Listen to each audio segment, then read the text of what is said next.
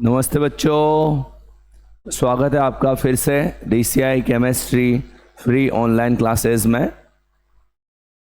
उम्मीद करते हैं आप क्लासों को अच्छे से देख रहे होंगे और इनका भरपूर एंजॉय ले रहे होंगे। देखिए बच्चों, ये जो हमारा चैप्टर चल रहा है पहला, अब तक हमारे 2 क्लासेज हो चुकी है, but as a introductive class ही वो थी, थोड़ा बहुत हमने उनमें सीखा है। अब हम थोड़ा सा जो है बच्चों धीरे धीरे जो है अपनी स्पीड बढ़ाएंगे, क्योंकि चैप्टर्स हमारे पास बहुत सारे हैं, एक एक करके अपन को सब कवर करने हैं। तो चलिए बिना किसी देरी के हम स्टार्ट करते हैं। पिछली क्लास में बच्चों मैंने आपको विलियन की डेफिनेशन के बारे में सिखा दिया था। विलियन के जो कंपोनेंट होते हैं, विलियन के जो घटक होते हैं, उनके बारे में हमने सीख लिया था। साथ में हमने जाना था कि विलेय और विलायक की भौतिक अवस्था के आधार पर विलियन को 3 भागों में बांटा गया है, ठोस विलियन, द्रव विलियन और गैस विलियन। और मैंने आपको बताया था कि जो विलियन की भौतिक अवस्था है वह विलायक के द्वारा निर्धारित होती है। मतलब विलायक जैसा रहेगा विलियन की भौतिक अवस्था भी वैसी होगी। मतलब अगर विलायक सॉलिड है तो विलियन भी सॉलिड कहलाएगा, विलायक लिक्विड है तो विलियन भी लिक्विड कहलाएगा, और विलायक गैस है तो विलियन भी क्या कहलाएगा, गैसीय विलियन कहलाएगा। राइट बच्चों। और फिर हमने सीखा था कि प्रत्येक जो भाग था उसमें 3-3 प्रकार के मिश्रण बने। जैसे मान लीजिए ठोस विलियन था तो ठोस में द्रव का मिश्रण, ठोस में गैस का मिश्रण, ठोस में ठोस का मिश्रण। ऐसे द्रव विलियन बनाना है तो द्रव में द्रव का मिश्रण, द्रव में गैस का मिश्रण, द्रव में ठोस का मिश्रण। ऐसे गैसीय विलियन में बना था, गैस में गैस का मिश्रण, गैस में द्रव का मिश्रण और गैस में ठोस का मिश्रण। तो ये बातें हम सब पढ़ चुके थे। एक बार NCERT बुक से हम बच्चों थोड़ा सा एग्जाम्पल जो है उन्हें क्लियर कर लेते हैं, ताकि माइंड में कोई डाउट्स ना रहे। क्योंकि अक्सर जो एग्जाम्पल्स आते हैं बच्चों वो NCERT बुक के ही एग्जाम में पूछे जाते हैं। गैसीय विलयन, जैसे गैस विलेय है और गैस विलायक है, तो ऑक्सीजन का नाइट्रोजन में मिश्रण, हम इसका एग्जाम्पल दे सकते हैं। द्रव विलेय हो, गैस विलायक हो, तो क्लोरोफॉर्म का नाइट्रोजन गैस में मिश्रण। ठोस का हम गैस में मिश्रण की बात करें तो कपूर का नाइट्रोजन गैस में मिश्रण। तो ये सभी जो तीनों हैं ये गैसीय विलयन के एग्जाम्पल्स हो जाएंगे। यहाँ गैस विलायक होने वाली है बच्चों, और गैस, ठोस, द्रव तीनों टाइप के विलेय हो सकते हैं। दूसरी बात करें द्रव विलयन की, तो द्रव विलयन के भी 3 टाइप के मिश्रण बने, गैस का द्रव में, द्रव का द्रव में, ठोस का द्रव में। अब गैस का द्रव है तो जैसे जल में ऑक्सीजन गैस घुली हुई है, जल में क्या घुली हुई है बच्चों, ऑक्सीजन गैस। जल में एथेनॉल घुला हुआ है तो ये हो गया लिक्विड का लिक्विड में। जल में ग्लूकोज घुला हुआ है, हम सब जानते हैं ग्लूकोज जो होता है सॉलिड होता है, तो ठोस का किस में मिश्रण हो गया, द्रव में मिश्रण हो गया है बच्चों। ठोस विलयन की बात करें, जैसे हमने गैस को ठोस में मिश्रित किया तो हाइड्रोजन का पैलेडियम में मिश्रण। इसके बाद हम बात करें द्रव का ठोस में मिश्रण, तो पारे का सोडियम के साथ अमलगम। ये काफ़ी इंपॉर्टेंट है बच्चों, ये नीट में भी पूछा जा चुका है, आपको नॉलेज में होना चाहिए। जो अमलगम होता है, अमलगम में पारे को किसी धातु के साथ मिश्रित किया जाता है। यहाँ जो पारा होता है, जो मरकरी मेटल होती है, वो विलेय का वर्क करती है, जबकि अन्य जो मेटल है वो विलायक का कार्य करती है। और ठोस का ठोस की बात करें तो तांबे का सोने में मिश्रण, हम यहाँ पे उदाहरण दे सकते हैं, अन्य भी हम काफ़ी सारे उदाहरण दे सकते हैं। तो ये हमारे विलेय और विलायक की भौतिक अवस्था के आधार पर विलयन के प्रकार हो गए। चलिए आगे बढ़ते बच्चों। इसके बाद हमारा टॉपिक आता है एक बहुत सिंपल सा। हमसे कोई पूछे कि संतृप्त विलयन क्या होता है, एक हमसे पूछे कि असंतृप्त विलयन क्या होता है, और एक हमसे कोई पूछे कि अति संतृप्त विलयन क्या होता है। विलयन का ये सेकंड टाइप है, ये मान के चलिए। संतृप्त, असंतृप्त, अति संतृप्त विलयन, 3 टाइप के विलयन अब हम सीखने वाले हैं। ओके, तो थोड़ा सा ध्यान दीजिएगा बच्चों और इन्हें सीखिएगा। फॉर एग्जाम्पल बच्चों एक बात करते हैं। मान लीजिए एक बालक है, उसकी जो डाइट है वो 5 रोटी खाता है, उसका पेट भर जाता है, मतलब वो सेटिस्फाई हो जाता है, संतृप्त हो जाता है। तो मैंने कह दिया कि उस स्टूडेंट के लिए 5 रोटी जो है एक संतृप्त वैल्यू है। 5 रोटी खाने पर उसका पेट भर जाता है, वो कह देता है कि अब मुझे अन्य रोटी नहीं खानी है। तो वो उसके लिए सैचुरेशन वाली एक स्थिति हो गई। अब सोचिए एक स्टूडेंट ने, उसकी 5 रोटी खाना उसकी डाइट थी। अब एक दिन ऐसा हुआ बेचारे को 3 रोटी ही मिली। बेचारे को कितनी रोटी मिल गई बेटाओ? 3 रोटी ही मिली।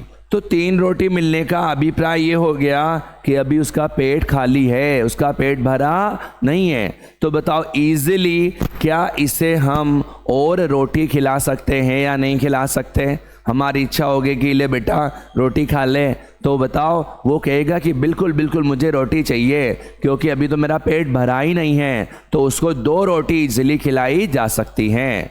तो इसका मतलब ये बेचारा जो 3 रोटी खा रखी थी वो अभी असंतृप्त था, वो संतृप्त नहीं हुआ था। मतलब ये वाली कंडीशन हो गई। एक तरीके से एग्जाम्पल हम सीख रहे भी बच्चों ना, कोशिश करना उदाहरण से बात को सरल बनाया जा सके। फिर हम डिफाइन कर लेंगे अभी। अब बच्चों समझना, मेरे को सबसे पहले इस विलयन को परिभाषित करना है। तो मैं बोलूँगा कि ऐसा विलयन जिसमें निश्चित ताप पर, ऐसा विलयन जिसमें निश्चित ताप पर सरलता से और अधिक विलेय घोला जा सके। ऐसा विलयन जिसमें निश्चित ताप पर सरलता से और अधिक विलेय घोला जा सके, उसे कहते हैं बच्चों क्या? असंतृप्त विलयन। इजीली जिसमें और अधिक विलेय मिलाया जा सके वो क्या कहलाता है बच्चों? असंतृप्त विलयन। क्लियर रहेगी बात? ऐसा विलयन जिसमें निश्चित ताप पर सरलता से और अधिक विलेय घोला जा सकता है उसे असंतृप्त विलयन कहते हैं। जैसे हमने उदाहरण लिया कि ये लड़का था, इसे 5 रोटी खानी थी, लेकिन एक दिन इसने 3 ही रोटी खाई है, तो सरलता से इसको और रोटी खिलाई जा सकती हैं। तो ये इस कंडीशन को हम असंतृप्त बोल सकते हैं। अब बात आती है बच्चों कि संतृप्त विलयन क्या होता है। ओके, तो हम ऐसा बोलेंगे जनरली, ऐसा विलयन जिसमें निश्चित ताप पर सरलता से और अधिक विलेय नहीं घोला जा सके। मतलब जो एक सैचुरेशन वाली कंडीशन आ गई है। मान लीजिए उस बालक ने 5 रोटी खा ली है, अब आप उससे कहो कि भाई 1 रोटी और खा ले, तो कहेगा कि नहीं नहीं नहीं, आज पेट भर चुका है, अब नहीं खाने वाला सर। तो उसका मतलब है आप इजीली उसमें और अधिक विलेय नहीं घोल सकते। एक सर्टेन टेम्परेचर पर उसमें और अधिक विलेय सरलता से नहीं घोला जा सकता है। तो वो कंडीशन क्या कहलाएगी मेरे बच्चों? वह होगा संतृप्त विलयन।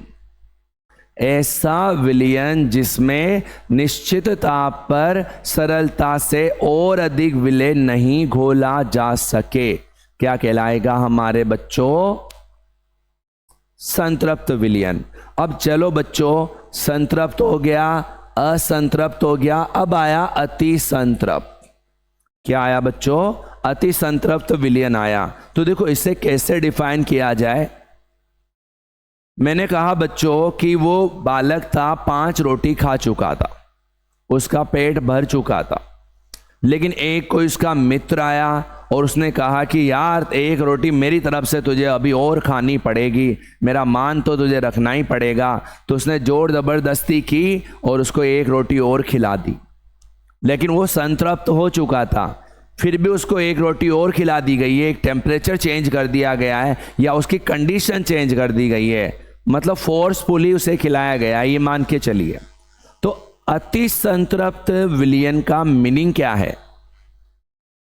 यदि निश्चित ताप पर संतृप्त विलयन में और अधिक विलेय घोल दिया जाए, ठीक है, यदि निश्चित ताप पर संतृप्त विलयन में और अधिक विलेय घोल दिया जाए तो निर्मित विलयन को क्या कहा जाता है? अति संतृप्त विलयन।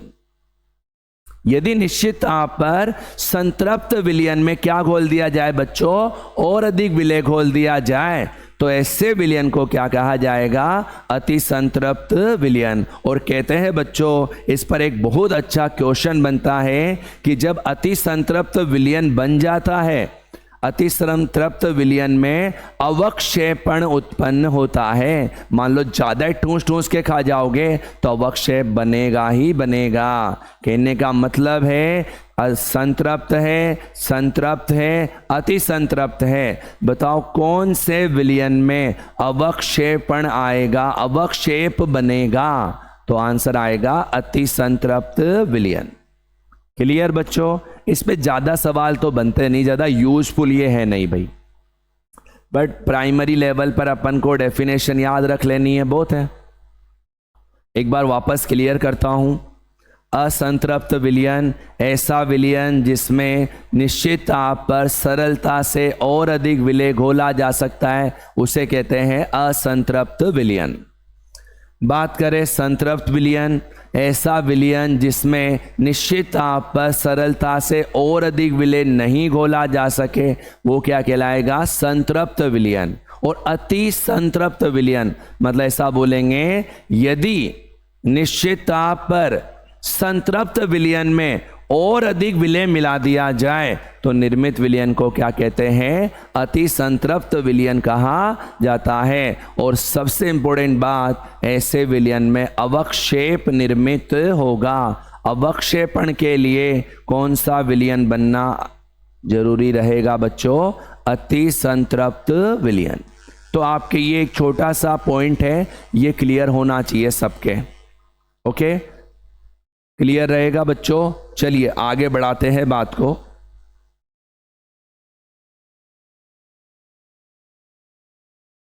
इसके बाद अब बच्चों हमारा टॉपिक रहेगा विलयन की सांद्रता।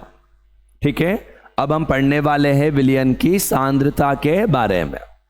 तो सांद्रता शब्द को पहले हम सीख लेते हैं एक बार, फिर एक एक करके सांद्रता के रूप हम पढ़ने वाले हैं।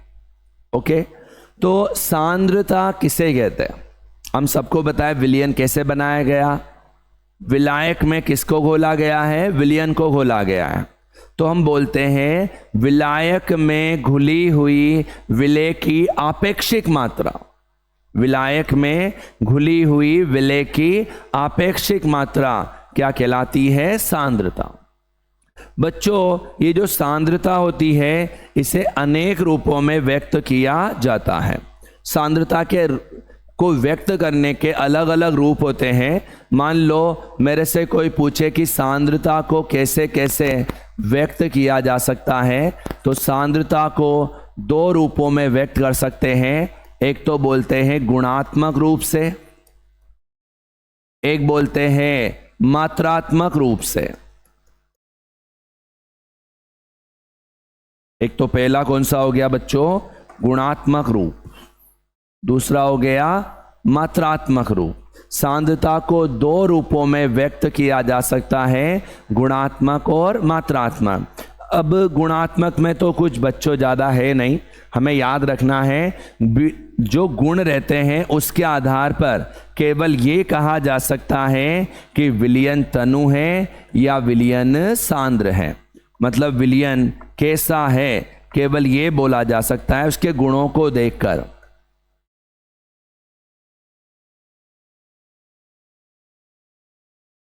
तो बच्चों समझिएगा, गुणात्मक रूप से केवल यह कह सकते हैं कि विलियन तनु है या विलियन सांद्र है, अर्थात ऐसा विलियन जिसमें विलेय विलायक की तुलना में अल्प मात्रा में हो, या ऐसा विलयन जिसमें विलेय आपेक्षिक मात्रा से कम हो, या विलेय बहुत अल्प मात्रा में हो, वो क्या कहलाता है? तनु विलयन या डाइल्यूट सॉल्यूशन उसे कहा जाता है। ऐसा विलयन जिसमें विलेय आपेक्षिक मात्रा से भी क्या हो भाई बच्चों? कम हो, तो ऐसे विलयन को क्या कहा जाएगा? तनु विलयन कहा जाएगा। और ऐसा विलयन जिसमें विलेय आपेक्षिक मात्रा से क्या हो? ज्यादा हो, विलेय अधिक मात्रा में हो, तो वो क्या कहलाएगा? सांद्र विलयन कहलाएगा। क्लियर? ऐसा विलयन जिसमें विलेय आपेक्षिक मात्रा से कम हो या अल्प मात्रा में हो, उसे क्या बोलना है? तनु विलयन। और ऐसा विलयन जिसमें विलेय आपेक्षिक मात्रा से अधिक हो या अधिक मात्रा में हो, तो वो क्या कहलाएगा? सांद्र विलयन। क्लियर? ज़्यादा यहाँ ये भी इतना कंपटीशन बेस पर तो इतना इंपॉर्टेंट टॉपिक नहीं है, सिंपली, लेकिन नॉलेज हमें पूरा होना चाहिए कि तनु विलयन क्या होता है, सांद्र विलयन क्या होता है। क्लियर? तो सांद्रता को दो रूपों में व्यक्त कर सकते हैं, गुणात्मक रूप से और मात्रात्मक रूप से। अब हम बात करें गुणात्मक रूप से, तो हमने बोला ये कह सकते हैं विलयन कैसा है, तनु है या विलयन सांद्र है। ओके बच्चों, उम्मीद कर रहा हूं बातें आपको समझ में आ रही होगी। थोड़ा सा हम सीरियस मोड में पढ़ रहे हैं, ऐसी कोई बात नहीं है, धीरे धीरे हम इस मोड को चेंज कर देंगे। बट देखो, पढ़ाई में बच्चों सीरियस हमेशा होना चाहिए, क्योंकि अगर हमें सफल होना है, जीवन में कामयाब होना है, तो कुछ एक्स्ट्रा करने की आवश्यकता है। धीरे धीरे जब हम आगे बढ़ते जाएंगे तो हमारा लेवल अप करते जाएंगे, हम क्वेश्चन प्रैक्टिस भी करेंगे। पहले हम थियोरेटिकल पार्ट जो है उससे क्लियर कर रहे हैं, थियोरेटिकल पार्ट क्लियर होगा, जहां जहां जो न्यूमेरिकल बनते हैं हम उन्हें डिस्कस करेंगे। मतलब कंप्लीट पैकेज, आपके जो कंसेप्ट है उन्हें कंप्लीटली बूस्ट करने के लिए, उन्हें कंप्लीटली इंप्रूव करने के लिए ये क्लासेस काफ़ी इंपॉर्टेंट होने वाली है बच्चों। और आप अपने सपनों को नई उड़ान दे सकते हैं और आपका जो भी ड्रीम है उसे पूरा कर सकते हैं। और इसलिए आप सबसे मेरा कहना यही है, रोज ये जो DCI chemistry free online classes इन्हें देखना ना भूलें, और अपने जो फ्रेंड्स हैं, अपने जो मित्र हैं, अपने मिलने वाले हैं, आपके छोटे बड़े, जिनको भी केमिस्ट्री सब्जेक्ट से मतलब है, जिनके केमिस्ट्री यूजफुल है, उन्हें ये वीडियो ज़रूर शेयर करें। साथ में आप जो है उनको इस क्लास का बेनिफिट समझाइए और आप फ्री ऑनलाइन क्लासेज का एंजॉय कीजिए और अपने कंसेप्ट को बूस्ट कीजिए। चलो बच्चों, वापस आते हैं अपने कंसेप्ट पर। सांद्रता के दो रूपों में व्यक्त किया, गुणात्मक और मात्रात्मक। गुणात्मक आधार पर केवल बोला विलयन तनु है या विलयन सांद्र है, सिंपल सी बात थी। नेक्स्ट बात यहां पर की जाए बच्चों कि मात्रात्मक रूप। मात्रात्मक रूप इसका मतलब है यहां पर विलेय की मात्रा ली जाएगी, मतलब विलेय विलायक को मात्रात्मक रूप से लिया जाए तो उस रूप को क्या कहा जाएगा? मात्रात्मक रूप कहा जाएगा। इसमें जो है विलेय की मान लो द्रव्यमान मात्रा ले ली है, आयतन के रूप में विलेय को लिया गया है, अलग अलग मात्राओं के रूप में यहाँ पर उन्हें लिया जाएगा, व्यक्त किया जाए, तो वो कौन सा रूप कहलाएगा? मात्रात्मक रूप। बच्चों, मात्रात्मक रूप में हम अलग अलग टाइप की सांद्रताओं के बारे में स्टडी करते हैं। फॉर एग्जाम्पल हम पढ़ते हैं मोलरता, हम पढ़ते हैं मोललता, हम पढ़ते हैं नॉर्मलता, हम पढ़ते हैं बच्चों मोल भिन्न, हम पढ़ते हैं द्रव्यमान प्रतिशत, हम पढ़ते हैं बच्चों आयतन प्रतिशत, हम पढ़ते हैं द्रव्यमान आयतन प्रतिशत, पीपीएम, पीपीबी। इन सभी सांद्रताओं के बारे में हम मात्रात्मक रूप में अध्ययन करने वाले हैं। और मेनली बच्चों, ये जो पहला पार्ट है हमारा कंसंट्रेशन वाला, इनमें इसी को पढ़ना मेन उद्देश्य होता है। कंपटीशन में जो क्वेश्चन है इसी जगह से पूछा जाता है। तो चलिए आगे बढ़ते हैं। ये हो गए हमारे सांद्रता के रूप। एक बार रिवाइज कर देता हूँ। विलायक में घुली हुई विलय की आपेक्षिक मात्रा क्या कहलाती है? सांद्रता कहलाती है। सांद्रता को हम दो रूपों में व्यक्त कर सकते हैं, मात्रात्मक रूप और गुणात्मक रूप। गुणात्मक रूप से कह सकते हैं विलयन तनु है या विलयन सांद्र है। ऐसा विलयन जिसमें विलय विलायक की तुलना में अल्प मात्रा में हो या विलय आपेक्षिक मात्रा से ही कम हो तो वो तनु विलयन होगा, और विलय आपेक्षिक मात्रा से अधिक हो तो वो सांद्र विलयन होगा। और मात्रात्मक रूप में हम विलय को मात्रात्मक रूप में व्यक्त करेंगे। यहाँ पर जो घटक होती हैं, घटक जो होते हैं विलयन के, उनको मात्रा के रूप में लिया जाएगा। और मात्रात्मक रूप से सांद्रता निम्न प्रकार की होने वाली है: मोलरता, मोललता, नॉर्मलता, मोल भिन्न, द्रव्यमान परसेंट, आयतन परसेंट, द्रव्यमान आयतन परसेंट, पीपीएम, पीपीबी, ये सब इसके रूप होने वाले हैं। चलिए आगे बढ़ाते हैं बात को। चलिए भाई बच्चों, अब हमारे लेसन जो है मेनली स्टार्ट हो चुका है। पहला इंपॉर्टेंट टॉपिक हमारे आ चुका है मोलरता। अब बच्चों, मोलरता को हम कैसे याद करें, क्या कॉन्सेप्ट बनाएं कि ये हमारे खोपड़े में पक्का फिट हो जाए? तो मेरी आपको सलाह है, अगर आप मोलेरिटी को याद रखना चाहते हैं तो मैं कहूँगा कि रट्टा मान लीजिए बेटाओ, आप इसकी इकाई याद कर लीजिए। और इसकी इकाई होती है मेरे बच्चों मोल प्रति लीटर। हम चाहे तो इसे लिख सकते हैं मोल लीटर इनवर्स। मोलरता की इकाई क्या होती है? मोल प्रति लीटर या मोल लीटर इनवर्स। मेरे बच्चों, इससे इसके बारे में सब व्यक्त किया जाता है। आप इसकी परिभाषा बना सकते हैं, इसका सूत्र बना सकते हैं, इसके सवाल कर सकते हैं। चलिए कैसे जानते हैं। थोड़ा आप दिमाग लगाने की ज़रूरत है। हम सब ने बोला कि इसकी इकाई जो है मोल पर लीटर होती है। तो बच्चों, ये जो इकाई है मोल पर लीटर, इसका थोड़ा सा पोस्टमार्टम कर देते हैं। मोल, अब आपसे कोई पूछे कि भाई ये मोल किसके हैं, बोल बेबी बोल, किसके हैं ये मोल? तो मोल बेटाओ ये जो है विलय के मोल है। किसके मोल है? विलय के मोल है। और कोई पूछे कि लीटर, और लीटर मेरे बच्चों आप सबको पता है आयतन को रिप्रेजेंट करता है। और आयतन ये किसका है भाई? क्या ये भी विलय का है? तो आपको याद रखना है, ये विलय का नहीं है और न ही विलायक का है। ये आयतन है बेटा हो विलयन का। किसका आयतन है? विलयन का आयतन। तो देखो, हमने थोड़ा सा दिमाग लगाया, इकाई का पोस्टमार्टम किया, और उसी से हमारा सारा काम होने वाला है बच्चों। मैंने कहा मोल पर लीटर, मोल है विलय के, लीटर मतलब आयतन, आयतन है किसका? विलयन का। तो अब इसी से सूत्र बना लो। सूत्र आ जाए तो परिभाषा बना लेंगे, क्या दिक्कत है? देखो, अगर आप रट्टा मारेंगे तो 2-4 दिन तक बात याद रहनी है, लेकिन आप समझेंगे तो आप लॉन्ग टाइम तक उसे याद रख पाएंगे। और अगर लॉन्ग टाइम याद रखेंगे तो ये आप कंपटीशन क्रैक कर पाएंगे। 2-4 दिन याद रख के केवल जो है बच्चों बोर्ड एग्जाम क्लियर किए जाते हैं। अगर आप एज ए कंपटीशन की सोच रखते हैं, आप नीट, IIT, CUET, जेट या RPSC के जो बड़े एग्जाम हैं उन्हें क्लियर करना चाहते हैं, तो कॉन्सेप्ट को माइंड में कंप्लीटली फिट कीजिए। उससे कैसे आपको सीखना है वो आप समझिए। चलिए बच्चों, हमने ये सीखा।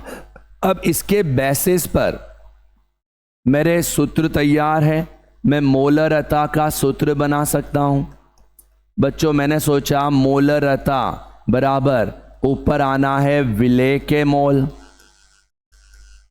विलेय के मोल बटा नीचे आएगा मेरे क्या, विलयन का आयतन। और इसे बच्चों इकाई हमारी बोलती है लीटर में लेना है। इसे हम किस में लेंगे, लीटर में। तो याद रखिएगा मोलरता का सूत्र बन गया हमारे विलेय के मोल बटा विलयन का आयतन किस में, लीटर में। इसी से बच्चों इसकी परिभाषा बना लो। आप देखो इसके नीचे वाले भाग में क्या दिया है, आयतन। तो आप ऐसे बोल सकते हो 1 लीटर विलयन, निचली वाली राशि का मान 1 बोल दो। 1 लीटर विलयन में घुले हुए विलेय के मोल की संख्या, 1 लीटर विलयन में घुले हुए विलेय के मोल की संख्या विलयन की क्या कहलाती है, मोलरता। 1 लीटर विलयन में घुले हुए विलेय के मोल की संख्या विलयन की क्या कहलाएगी बच्चों, मोलरता कहलाएगी।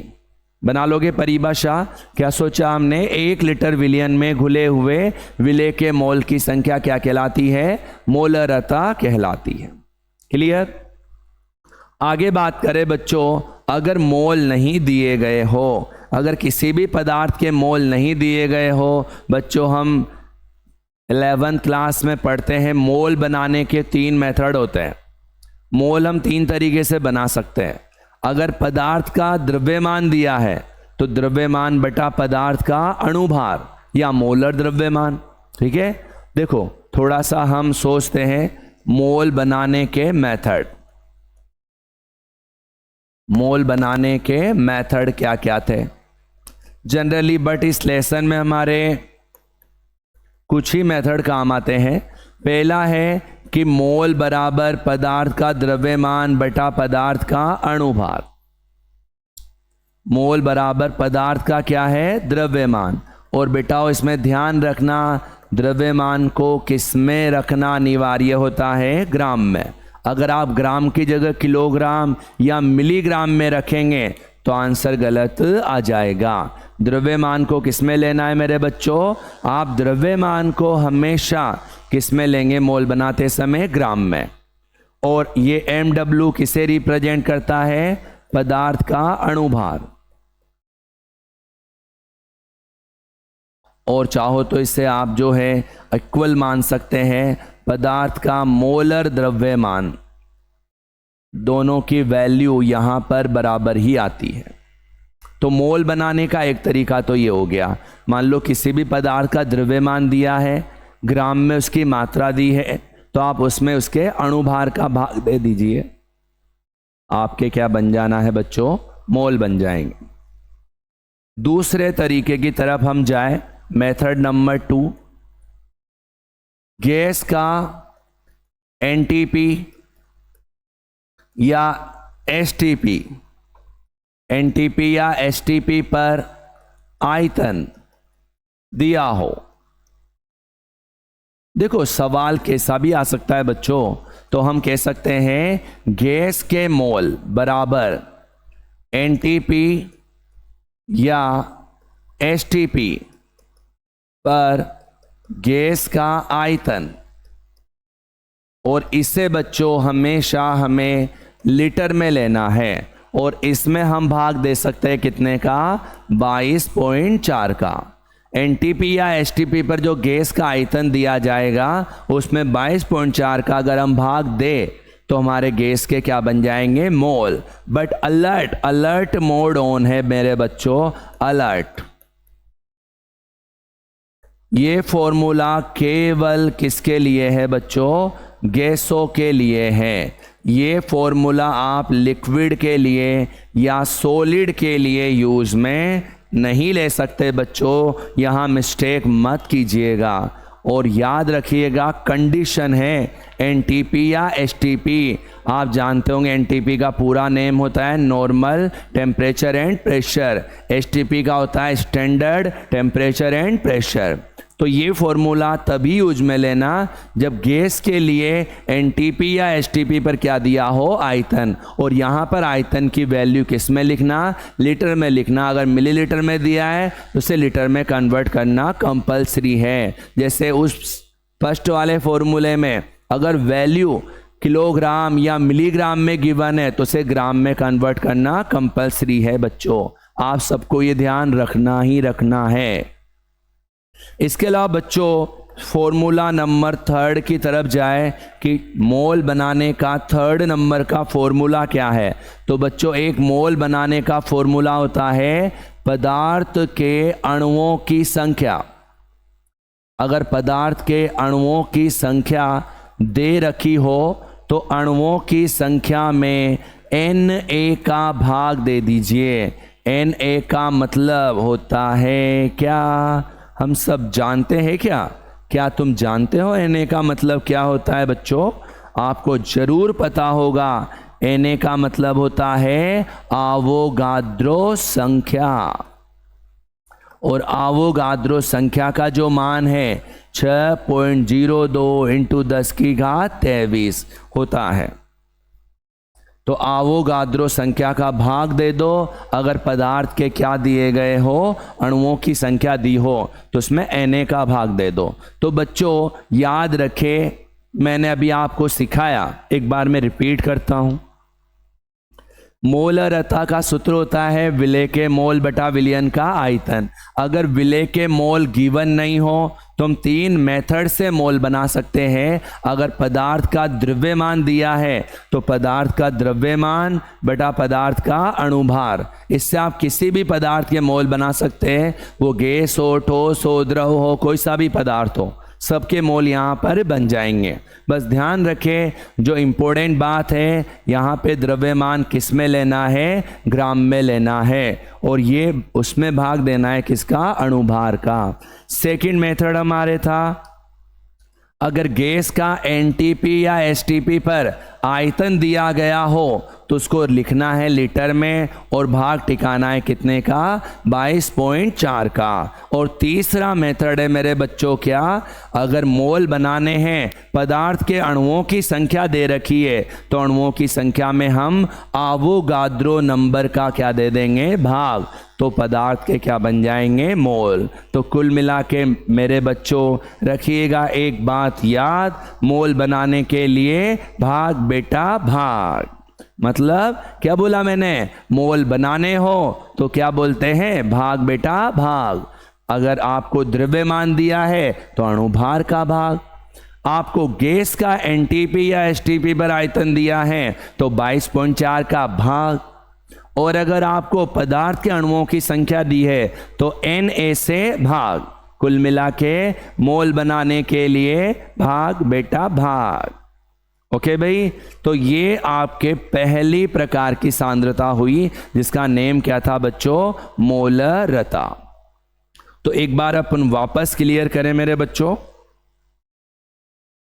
मैंने कहा साहब मोलरता, मोलरता जो है उसको हम डिफाइन करते हैं। सबसे पहले मैंने कहा यूनिट बताइए भाई, तो यूनिट हुआ मोल पर लीटर। मैंने पूछा कि भाई इसका सूत्र बताइए बच्चों, तो आपने कहा विलेय के मोल बटा विलयन का आयतन किस में, लीटर में। फिर आपने कहा कि इसको परिभाषित कीजिए, तो भाई परिभाषित भी कर सकते हैं या इसकी परिभाषा क्या होने वाली है हम कर सकते हैं, 1 लीटर विलयन में घुले हुए विलेय के मोलों की संख्या क्या कहलाती है, मोलरता। और मोल नहीं दे रखे हो तो 3 तरीके से हम क्या बना सकते हैं, मोल बना सकते हैं। और वो 3 तरीके क्या होंगे, द्रव्यमान बटा अणुभार का भाग। एनटीपी या एसटीपी पर गैस का आयतन दिया है तो 22.4 का भाग। बस याद रखें आयतन को लीटर में रखना है। फर्स्ट वाले फॉर्मूले में द्रव्यमान को ग्राम में रखना है और थर्ड वाले फॉर्मूले में आप अणुओं की संख्या में आवोगाद्रो नंबर का भाग देंगे तो आपके पदार्थ के क्या बन जाएंगे, मोल। और आप पदार्थ के मोल को फॉर्मूले में रखिए विलयन के आयतन का उसमें भाग दीजिए, आपके मोलरता आ जाएगी। बच्चों ये जो मोल पर लीटर है, इसकी जगह आपको कभी कभी बड़ा m भी मिल सकता है, जैसे मिल जाए 2m विलियन, तो इसका मतलब है आपके ये क्या दे रखा है, मोलरता दे रखी है, मतलब 2 मोल प्रति लीटर। तो ये फर्स्ट नंबर की सांद्रता आपके क्लियर रहेगी भाई, मोलरता। तो चलिए एक बार फटाफट से सोच लेते हैं आज अपन ने क्या सीखा। सबसे पहले हमने बच्चों बात की कि जो विलयन के प्रकार होते हैं भौतिक अवस्था के आधार पर, उनके उदाहरण सीखे थे और वो आपको याद कर लेने हैं, समझ लेने हैं। इसके बाद हमने संतृप्त, असंतृप्त, अति संतृप्त विलयन के बारे में सीखा। फिर हमने सीखा सांद्रता किसे कहते हैं, सांद्रता के रूप क्या होते हैं। सांद्रता को 2 रूपों में बांटा, गुणात्मक रूप से और मात्रात्मक रूप से। गुणात्मक रूप से कहा कि 2 रूप हो सकते हैं, 2 प्रकार से विलयन को बांटा जा सकता है। विलयन की सांद्रता को 2 रूपों में व्यक्त कर सकते हैं। एक तो अपन कह रहे हैं कि गुणात्मक रूप से, एक मात्रात्मक, और गुणात्मक रूप से केवल यही बोलना है विलयन तनु है या विलयन सांद्र है। और मात्रात्मक रूप अनेक प्रकार के होते हैं, जिसमें हमने पहला स्टडी किया मोलरता। मोलरता की इकाई क्या बोली, मोल पर लीटर। परिभाषा बनाई ली हमने, कहा 1 लीटर विलयन में घुले हुए विलय के मोल की संख्या क्या कहलाएगी बच्चों, मोलरता कहलाएगी। इसके बाद हम बात करें कि इसका सूत्र क्या है, तो वही विलय के मोल बटा विलयन का आयतन, किसमें, लीटर में। और मोल बनाने के हमारे पास 3 मेथड है। ओके बच्चों, तो चलिए आज की क्लास में इतना ही।